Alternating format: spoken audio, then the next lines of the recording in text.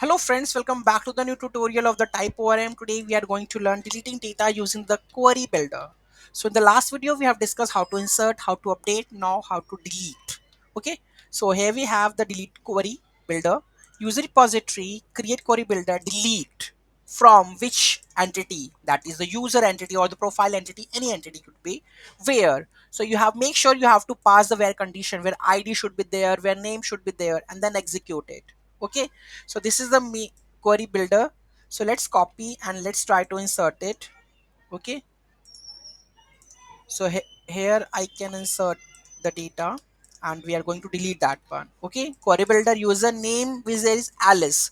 So wherever we have a Alice, it will delete that record. Okay, let's try to save it and let's remove the update one or comment this.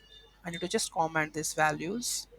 Okay, let's delete that part. Okay, let's run the query, hit enter, and two records fetched, but Alice is not there. And here we have a three records. If I just refresh it, and here we go, only two records because Alice is deleted, because we have add a check over here where condition where name is Alice. Okay, the query is executed. This is how we can do the deleting data using the query builder. Any doubt, any query in that, do let me in the comment section. Thank you so much for watching this video. Have a great day.